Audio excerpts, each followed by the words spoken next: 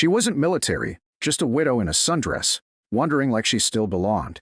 That's what the young officer muttered as he waved her aside, never once looking her in the eyes. He didn't see the way her hands trembled when she held that faded ID card, or how her wedding band had been soldered to a second thinner, newer one. He didn't know that she walked with a limp that wasn't from age, but from a fractured hip pulling her husband's gear after his heart gave out in 118-degree heat. He didn't know, because he didn't ask. And when she fell, the world kept walking. Until boots heavier than shame crossed that linoleum, and a name older than every ribbon in the room was spoken aloud for the first time in years. That's when everything stopped. And someone finally looked her in the face. Before we begin, tell us where you're tuning in from. And if you believe that respect shouldn't stop when the uniform is folded, like and subscribe.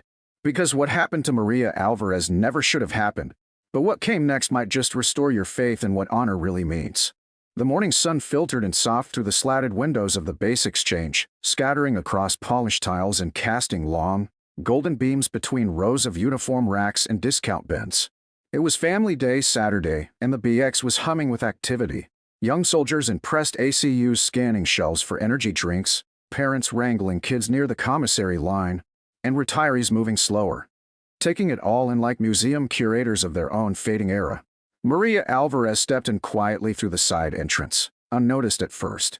She wore a clean cream blouse tucked into gray slacks, her white hair pinned neatly beneath a navy sun hat, and a floral tote slung over one shoulder. To most, she looked like someone's grandmother, maybe a retired schoolteacher, maybe just someone who missed the bus. But tucked in her wallet, worn so thin it barely held its shape, was a spousal ID that hadn't been replaced in nearly a decade. And on her wrist, next to her watch, dangled the service tag of Master Sergeant Daniel Alvarez, a man who once taught survival tactics to soldiers half his age, and who died with desert dust still in his lungs. Maria came for batteries and coffee, but mostly she came to feel close to a life she hadn't let go of. That's why she waited in line like she always did, quietly, patiently, and when the young cashier asked for ID to process the military discount, she offered it with a faint smile and a steady hand. That's when it happened. The clerk, barely in her 20s, looked down at the faded ID, frowned, and glanced at Maria like she'd just handed over Monopoly money. Ma'am, she said, tapping her nails against the register. This is super expired. You need a real one. Like, current. Maria, still calm, offered her explanation. Gold Star spouse. Husband passed. No new ID issued, but policy allowed the discount. She wasn't arguing, just stating facts. But the girl didn't care. She waved to security. Hey, can someone verify this? That's when Sergeant Keith Donaldson arrived, over 6 feet of duty belt and dismissive arrogance. He didn't ask questions. He didn't look at her. He just saw an elderly woman at a military register and made up the rest. Ma'am, he said firmly, you need to step away from the counter. Maria tried again. Quietly. Carefully. My husband served for 30 years. I'm not asking for anything I haven't earned. Ma'am, Donaldson repeated, voice louder now. You need to leave. Then came the moment. Maria's hand, still resting on the counter, tried to retrieve her ID. Donaldson reached first. In the struggle, minor as it was, she lost her footing. One squeak of a shoe, a misjudged shift of weight, and she went down hard. Her tote hit the floor with a thud. So did she. Gasps echoed around the BX like shattered glass. But no one moved. Not yet. Not the shoppers. Not the cashier. Not even Donaldson, who muttered something like she should have stayed home, as he bent to collect the ID card like it was evidence of fraud. But that's when the air changed. That's when someone else stepped into the frame. The sound was unmistakable, measured boots against tile, crisp and commanding. Colonel Mark Reddick had been at the far end of the store, picking up last-minute supplies for a community event, when he saw the crowd cluster near checkout. And what he saw next made the blood drain from his face. Because Maria Alvarez wasn't just anyone. She was his sergeant's wife, the woman who used to mail care packages addressed to my other sons during deployments. The woman who once spent 10 hours organizing a casualty assistance folder her husband never wanted to need, but did. The woman who cried at his memorial, standing just behind Mark, when the taps ended but the pain didn't. Reddick didn't shout. He never needed to. Step away from her, he said with a voice like leveled artillery. The entire store turned. Donaldson froze mid-motion. Sir, this woman is Maria Alvarez, Reddick interrupted. Wife of Master Sergeant Daniel Alvarez. Do you know what he did for this country? Donaldson stammered. I wasn't aware. You weren't meant to assume, Reddick snapped, kneeling to help Maria to her feet with more reverence than anyone in that store had ever shown a living soul. You were meant to ask. Maria's hand gripped his for balance, but she didn't look shaken. She looked tired, quiet. But there was steel in her spine even then. Reddick turned to the silent crowd. You all walk these aisles like you earned them. She paid your entry fee. Now show some damn respect. No one spoke. Not yet. But the salutes began later that week. Quiet. Subtle. Long overdue. Because the BX learned something that day. Sometimes the strongest warriors don't carry rifles. Sometimes they just carry the names of the ones who did, and the right to be remembered like they still matter. There are moments in a soldier's life where no orders are given, but the mission is still clear. And for Colonel Mark Reddick, that moment crystallized the second he helped Maria Alvarez to her feet. She stood steady beside him, chin up, shoulders squared, not from pride, but from years spent supporting the weight of a man who once commanded recon squads across the Karangal Valley without flinching. Her fall didn't break her. It broke the illusion that time had eroded her right to be seen, to be honored, to be heard.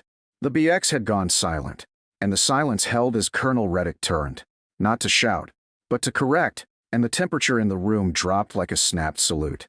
Security room, he said, eyes locked on the trembling store manager who'd appeared at the commotion. Now, no yelling, just precision, just pressure delivered with the control of a man who knew his authority didn't come from volume, but from value. The young sergeant who had shoved Maria, Donaldson, was already stammering, red-faced, fumbling for apologies that sounded more like excuses. Reddick didn't answer.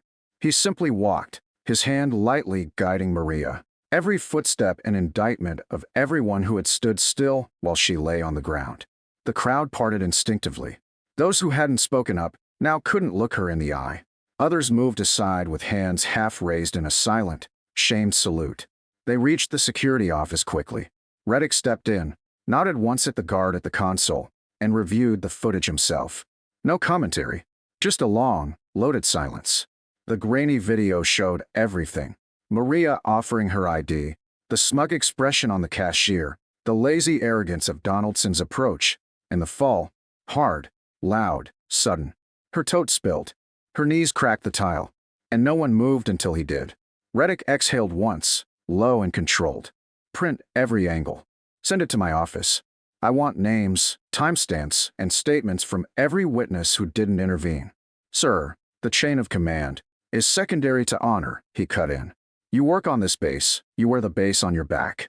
He turned to Maria then, not with pity, but with a quiet reverence. Let's get you checked, ma'am. At the on-site clinic, the nurse looked ready to issue a standard intake form, until she saw who was standing behind Maria. Then suddenly, things moved faster. A bruised hip, a scraped elbow, no broken bones, but a shaken dignity that Reddick was determined to restore.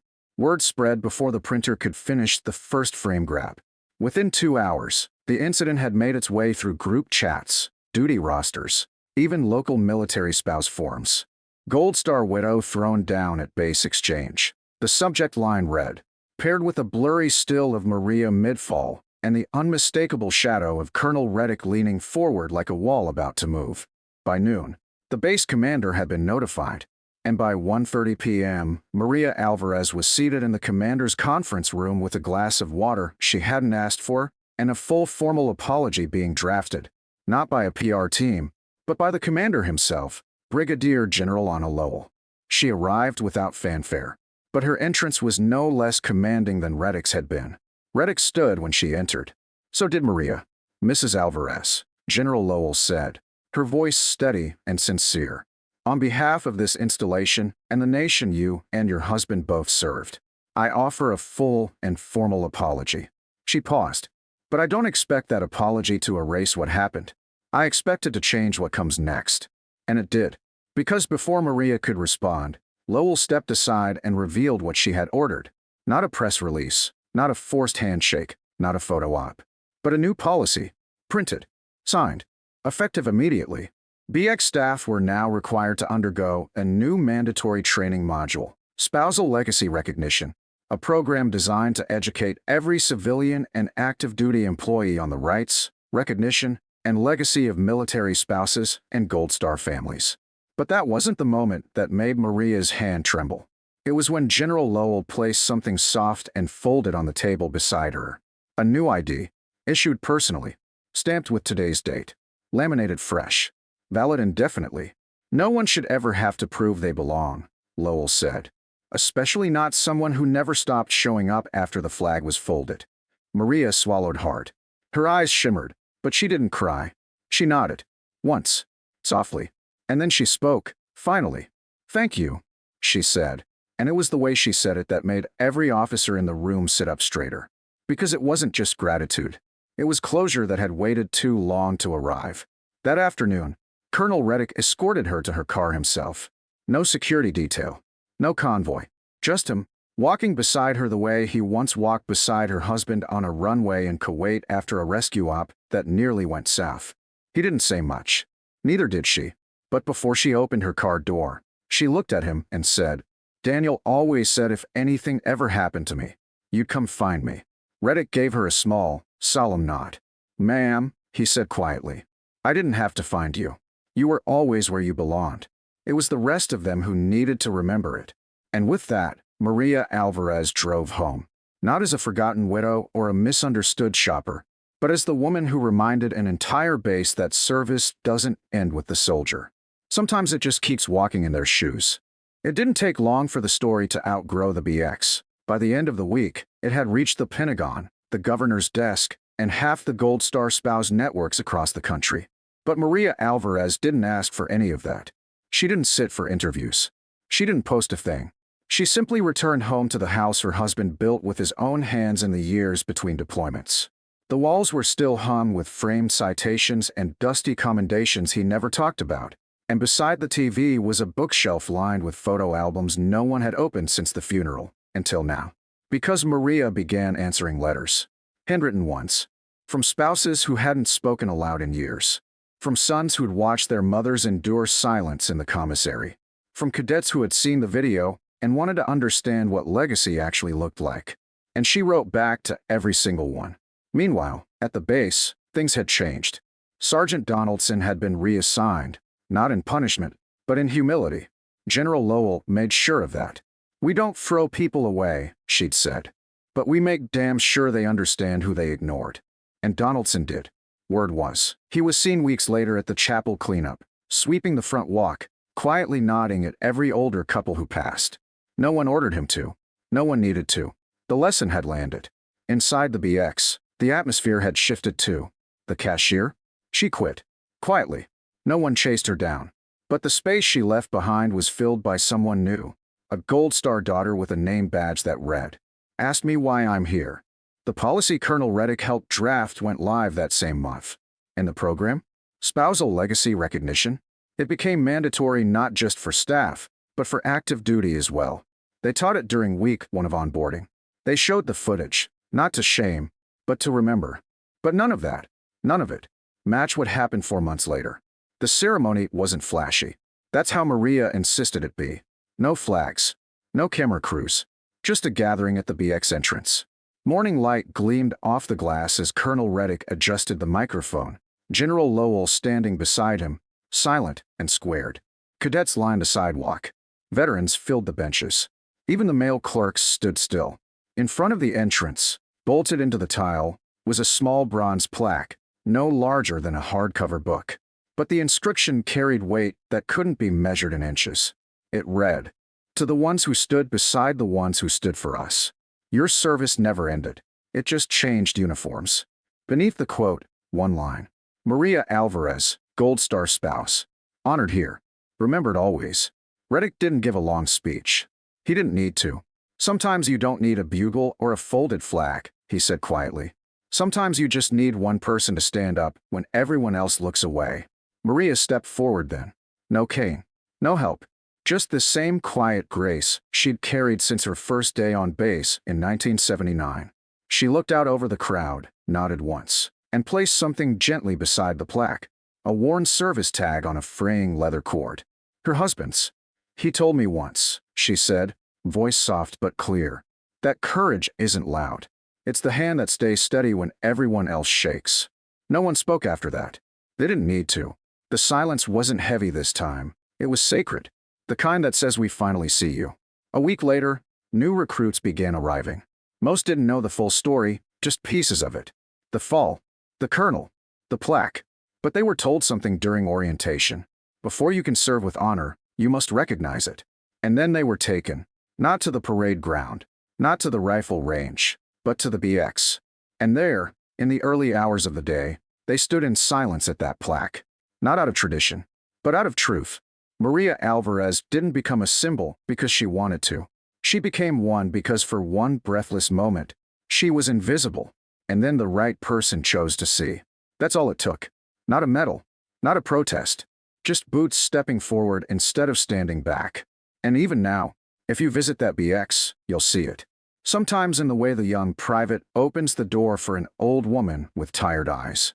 Sometimes in the cashier who checks every ID not for validation, but for recognition. And sometimes in the quiet nods exchanged between strangers who know exactly what a dog tag in a purse means. But the clearest sign? It's in the footprints. The ones that pause, every morning, in front of that plaque. Because they know now, they remember. Not just who fought, but who stayed behind. Who carried it all after the march ended. Maria's house is quieter these days. She tends the garden, writes her letters, and sometimes watches the flag out front catch the morning wind. She doesn't need the ceremony. She carries it inside her. And above the mantel, where Daniel's photo once stood alone, now rests something new, framed in glass, lined with oak, sealed beneath a simple caption in her handwriting. He never walked alone. And beneath that, in faded ink, the ID card that once caused all the commotion. Still worn. Still hers. Still valid.